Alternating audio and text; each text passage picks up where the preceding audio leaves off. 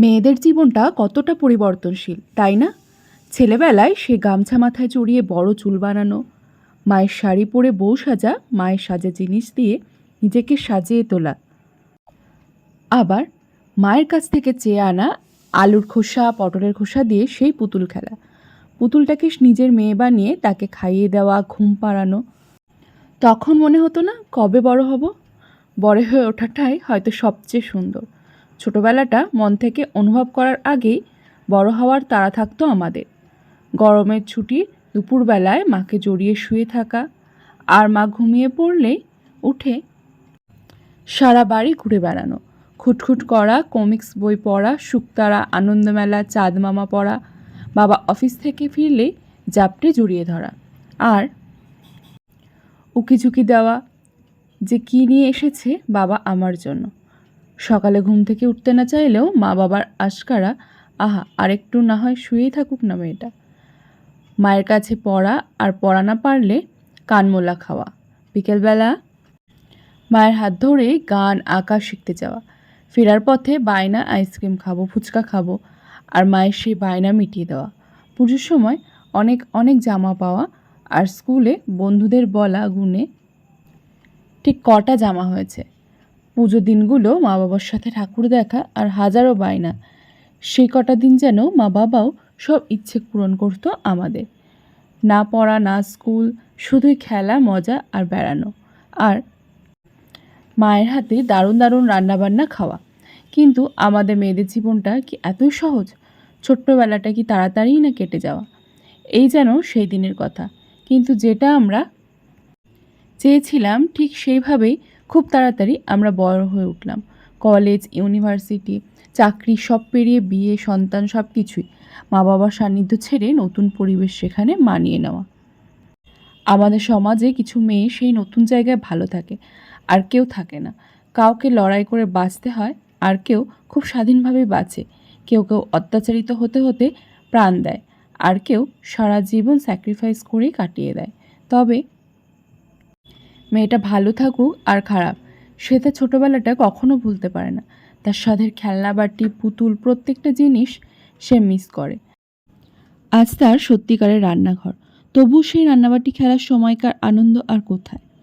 আজ তার কাছে জীবন্ত পুতুল আছে, তবু তার মেয়ে যখন পুতুল নিয়ে খেলে, সেই পুতুল খেলা সুপ্ত ইচ্ছাটা আবার জেগে ওঠে তার। আজ তার অনেক দায়িত্ব, বেলা অবধি শুয়ে থাকাটা সুযোগ হলেও মন সায় দেয় না।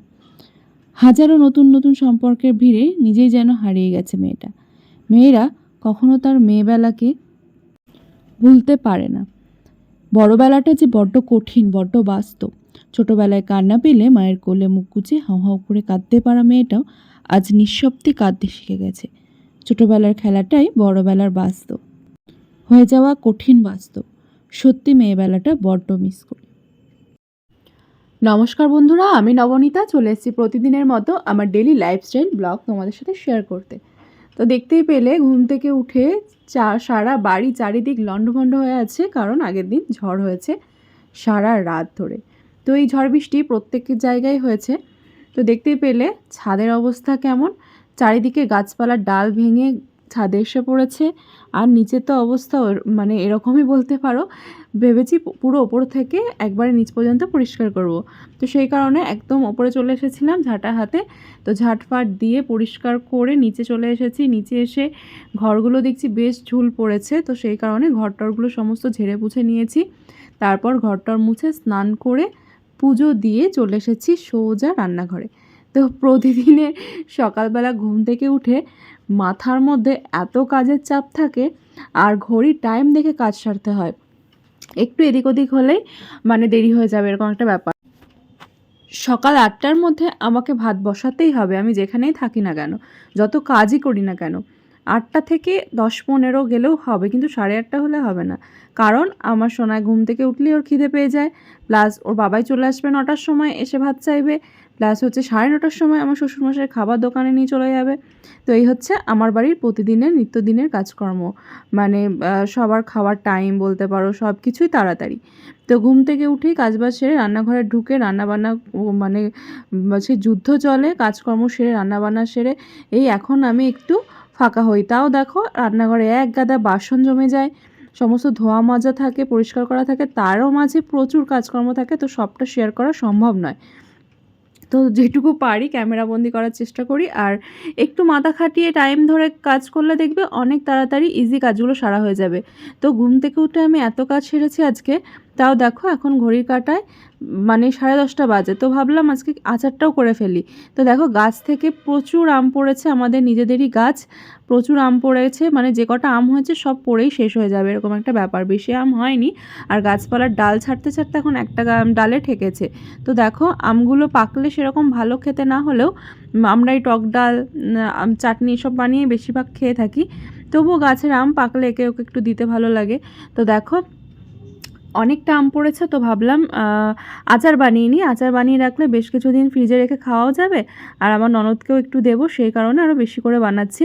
তো দেখো এখানে আচারে ভাজা মশলা দেওয়ার জন্য 5 ফোড়ন, মেথি, মৌরি, তোমার হচ্ছে কটা লঙ্কা চিড়ে ভালো করে কড়াইতে ভেজে নিচ্ছি। তো এটা গুঁড়ো করে আচারে সবার শেষে ছিটিয়ে দেবো, বেশ ভালো লাগে। আর এদিকে রান্নাঘরে সর্ষের তেল ফুরিয়ে গেছিলো, তো সোনাইকে বললাম একটু আমাকে তেল দিয়ে যা।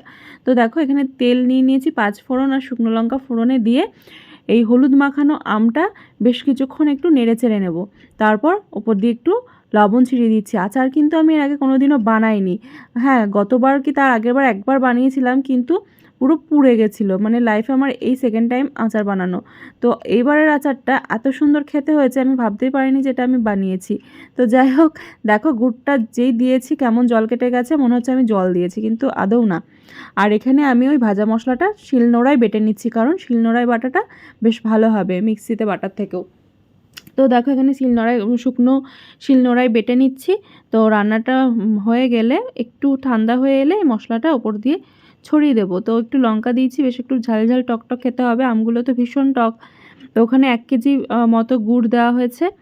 আর আম তো দেখতেই পেলে পরিমাণটা, তো এতে ভালোই হয়ে গেছিলো, বেশি টকও হয়নি। তো আচারটা বেশ খেতে ভালো হয়েছিল, বারবার বলছি মানে বুঝেই নাও, সত্যি ভালো হয়েছিল। তো যাই হোক, এখানে দেখো রান্নাটা আমার মানে আচার তৈরি হয়ে গেছে। অনেকক্ষণ বাদে আমি এই ভাজা মশলাটা ওপর দিয়ে ছিটিয়ে দিচ্ছি। তো দুটো বয়ামে ভরে রেখে দেবো, তারপর ফ্রিজে রেখে দেবো, আমার ননদ যখন আসবে নিয়ে যাবে, আর আমরা বাড়িতে খাবো, এই হচ্ছে ব্যাপার। তো বানাই না আমি, এইবার বললাম না সেকেন্ড টাইম বানাচ্ছি, বেশ রেখে দেবো, দিয়ে খাবো। আর চাটনি বানাবো না, যখন কেউ খেতে চাইবে একটা করে দিয়ে দেবো, বের করে হয়ে যাবে। তো এই হচ্ছে আজকে সারা দিনে সকাল থেকে দুপুরের পর্যন্ত কাজকর্মের মধ্যেও সকলের খাওয়া দাওয়া, তো অনেক কিছুই কাজ থেকে যায়। তো চলো বন্ধুরা, আজকে ভিডিওটা এই পর্যন্ত রাখছি।